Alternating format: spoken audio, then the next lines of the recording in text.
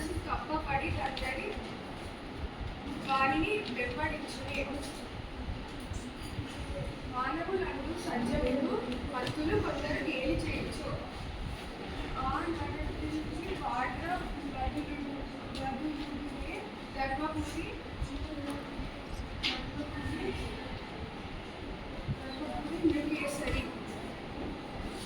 నేను పద్యం భావం చెప్తాను.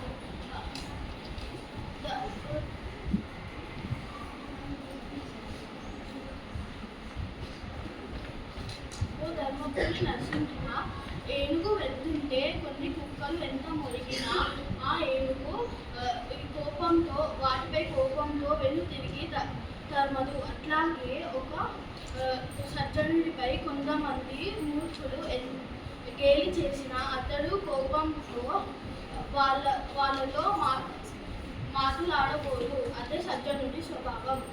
నేను ఇంగ్లీష్లో ఇంటిగ్రేట్ చేసుకుంటాను. In this we have some poetic uses from this experiment. There is alliteration in this form, that is ga, and there is symbolism. Also we are integrating this form with an English form, the shed. In the poem shed, some alliterations are when I am in bed, I lie and I listen. In this sentence, I and I are alliteration. Vowel has two slightly long passageways on its face known as nostrils.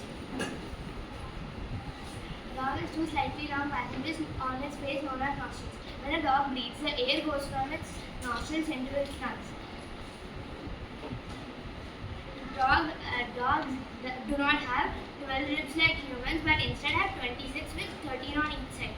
This proves that dogs do not have the fully same breathing mechanism as humans. నేను తెలుగుని మ్యాథ్స్లో integrate చేయబోతున్నాను. నేను మ్యాథ్స్లో నుంచి data handling topic తీసుకున్నాను. ఇక్కడ ఏనుగు ఎత్తు 350 మరియు కుక్క ఎత్తు 110. ఈ రెండింటి రేంజ్ 240. నేను తెలుగుని సోషల్తో ఇంటిగ్రేట్ చేయబోతున్నాను. ఇక్కడ here I took the topic equality. So here it is showing that dog is being discriminated by the elephant in so I took this topic of equality from